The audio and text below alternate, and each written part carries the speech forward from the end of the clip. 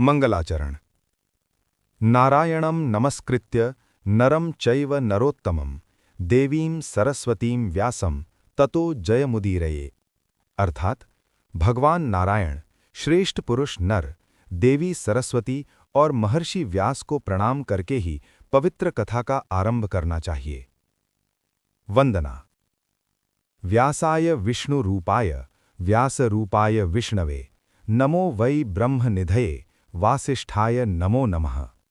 अर्थात महर्षि व्यास को प्रणाम है, जो विष्णु के ही रूप हैं और जिनमें ब्रह्म ज्ञान का निवास है। वशिष्ठ कुल में उत्पन्न उस महान ऋषि को बार बार नमस्कार। आज कामदा एकादशी है। पद्म पुराण में एक प्रसिद्ध कथा ललित और ललिता की है, जो विशेष रूप से कामदा एकादशी के महात्म्य से जुड़ी हुई मानी जाती है। आइए पहले उस कथा को सुनें। प्राचीन समय में भोगीपुर नामक एक अत्यंत समृद्ध और सुंदर नगर था। उस नगर का राजा पुंडरीक नाम का नागराज था। उसका दरबार अत्यंत वैभवशाली था और वहां गंधर्व, अप्सराएं तथा अनेक दिव्य प्राणी नृत्य संगीत द्वारा उसकी सेवा करते थे। दरबार में संगीत और नृत्य की ऐसी अद्भुत परंपरा थी कि देवताओं के लोक की झलक वहां दिखाई देती थी। उसी दरबार में एक अत्यंत सुंदर और कुशल गंधर्व रहता था, जिसका नाम ललित था। उसकी पत्नी का नाम ललिता था।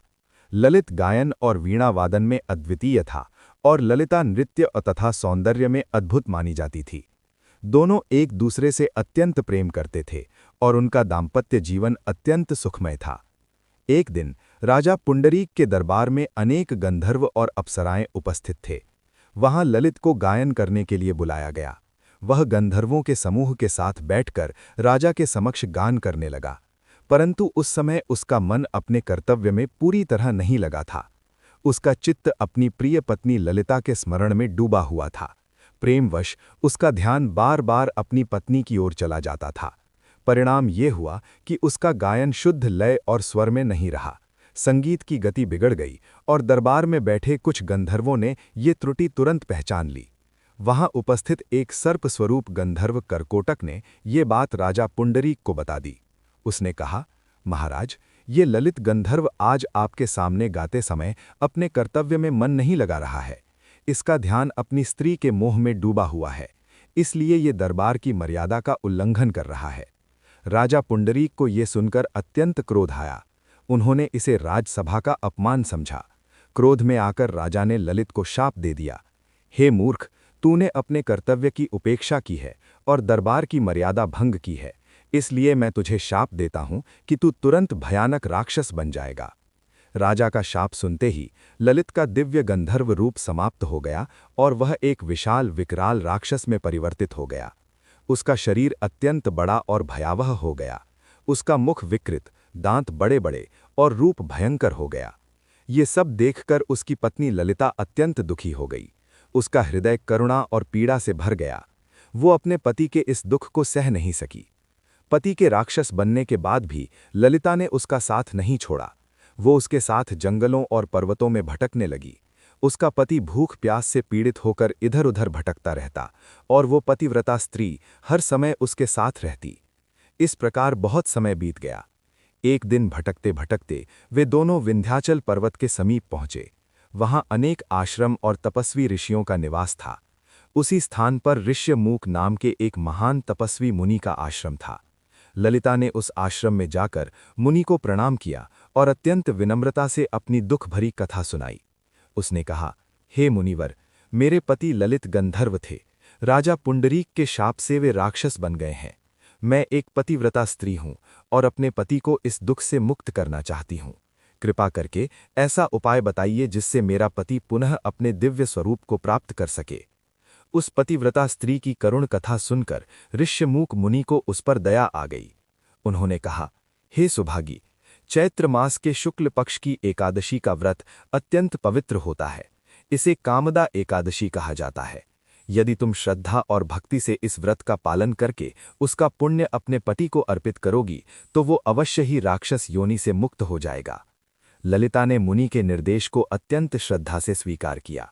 जब चैत्र मास के शुक्ल पक्ष की एकादशी आई, तब उसने विधि विधान से उपवास किया, पूरे दिन भगवान विष्णु की पूजा की, भक्ति भाव से उनका स्मरण किया और रात्रि में जागरण किया।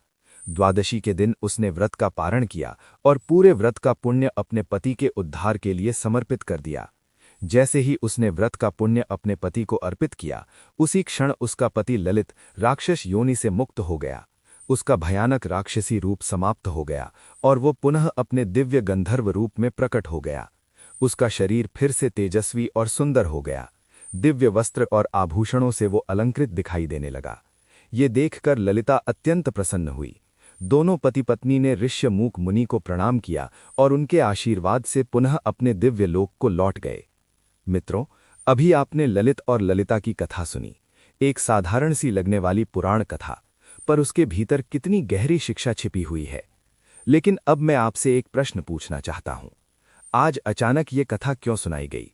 रंगमंच की चर्चा में नाटक, अभिनय या नाट्य से संबंधित विषय पर चर्चा होनी चाहिए। एक पुराण की कथा सुनाने की आवश्यकता क्या थी? शायद अभी आपके मन में भी यही प्रश्न उठ रहा होगा। तो आइए, इसका उत्तर भी मैं ही देता हूं। दरअसल ये कथा केवल धर्म या व्रत की कथा नहीं है, ये एक कलाकार की कथा भी है। ये अभिनेता के मन, उसकी कमजोरियों और उसकी साधना की कथा है। आपने देखा, ललित गंधर्व एक महान कलाकार था। उसकी कला अद्भुत थी।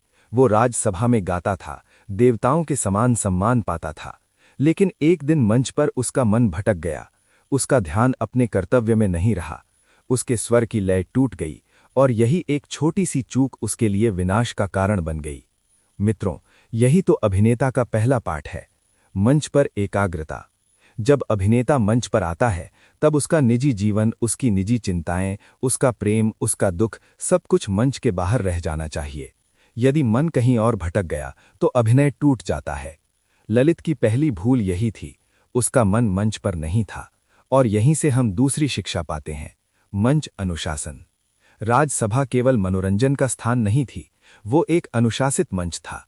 वहां प्रत्येक कलाकार का कर्तव्य था कि वो पूरी निष्ठा से अपना कार्य करे। जब ललित ने अपने कर्तव्य में ढील दी, तो वो केवल एक कलाकार की गलती नहीं रही, वो पूरी सभा की मर्यादा का उल्लंघन बन गई। रंगमंच भी ऐसा ही है। थिएटर में अभिनेता केवल अपने लिए अभिनय नहीं करता, वो पूरी टीम, पूरी प्रस्तुति और पूरे मंच का प्रतिनिधित्व करता है। इसलिए अभिनेता के लिए अनुशासन उतना ही आवश्यक है जितना प्रतिभा। अब तीसरी बात, ललित अपनी पत्नी से प्रेम करता था। ये प्रेम एक मानवीय भावना है। कलाकार के भीतर संवेदनशीलता होना आवश्यक है। लेकिन जब वही भावना अनियंत्रित होकर कला को बाधित करने लगे, तब वो कमजोरी बन जाती है। एक अभिनेता के लिए ये अत्यंत महत्वपूर्ण है कि वो भाव और तकनीक का संतुलन बनाए रखे। भाव हो पर नियंत्रित, संवेदना हो पर संयमित। यही अभिनय की सच्ची साधना है। और अब इस कथा का सबसे सुंदर पक्ष, ललिता। जब ललित राक्षस बन गया, तब ललिता ने उसका साथ नहीं छोड़ा। वो उसके साथ जंगलों में भटकने लगी। उसने उसके उद्धार का मार्ग खोजा। थिएटर की दुनिया में भी यही सत्य है। रंगमंच एक सामूहिक कला है। यहाँ कलाकार अकेला नहीं होता। यहाँ साथी कलाकारों का साथ, उनका विश्वास और उनकी निष्ठा ही किसी प्रस्तुति को जीवित रखती है। ललिता का चरित्र हमें ये सिखाता है कि कलाकार होने से पहले हमें मानव होना चाहिए, संवेदनशील, सहानुभूतिशील और निष्ठावान। और अंत में इस कथा का अंतिम संदेश, ललित से भूल हुई, वो राक्षस बन गया, लेकिन कथा यहीं समाप्त नहीं होती। साधना, विश्वास और प्रयास से वो फिर से अपने दिव्य रूप को प्राप्त कर लेता है। ये हमें बताता है कि एक कलाकार गलती कर सकता है, लेकिन यदि वो साधना जारी रखे तो वो फिर से उठ सकता है। थिएटर में इसे ही हम कहते हैं अभिनय की तपस्या। इसलिए मित्रों, आज जॉयज क्लास में ये कथा सुनाने का कारण केवल पुराण का स्मरण नहीं था। मैं आपको ये बताना चाहता था कि हर महान कथा के भीतर एक कलाकार के जीवन की शिक्षा छिपी होती है। ललित की भूल हमें सावधान करती है, ललिता की निष्ठा हमें प्रेरित करती है, और उनका पुनर्मिलन हमें ये विश्वास देता है कि सच्चा कलाकार वही है जो हर गलती के बाद भी अपनी कला की ओर लौट आता है। भारतेंदु के नाटक पुस्तक के अनुसार हिंदी भाषा में जो सबसे पहला नाटक खेला गया वो जानकी मंगल था। स्वर्गवासी मित्रवर बाबू ऐश्वर्य नारायण सिंह के प्रयत्न से चैत्र शुक्ल 11 संवत 1928 में बनारस थिएटर में बड़ी धूमधाम से ये खेला गया। पंचांग के अनुसार हिंदी रंगमंच दिवस 11 चैत्र शुक्ल 11, यानी जिस तिथि को युग पुरुष भारतेंदु खुद अपने आलेख नाटक में लिख गए हैं, उसी दिन हिंदी रंगमंच दिवस मनाया जाए। चैत्र शुक्ल एकादशी यानी हिंदी रंगमंच दिवस। हिंदी को कमतर आंकने की गलती न करें, बस प्रयोग में लाकर देखें, हिंदी अपने आप में पूर्ण है। सबसे अच्छी बात, जिसकी अपनी तिथि अपना पंचांग है, जिसके आधार पर ही हिंदी के व्रत त्योहार संपादित होते हैं। जैसा कि अभी नवरात्र का पावन पर्व चल रहा है। केवल इतना ही नहीं, आज भी हमारे घरों को किसी भी प्रकार का शुभ कार्य करना हो तो हम अपने पंचांग की तिथि को ही चुनते हैं, जो वैज्ञानिक भी है। तो क्यों न हम नाटक को लेकर भी सोचें। नाटक भी एक शुभ कार्य है। नाट्यशास्त्र में इसके आरंभ करने से पहले एक वृहद अनुष्ठान की रीति दिखती है।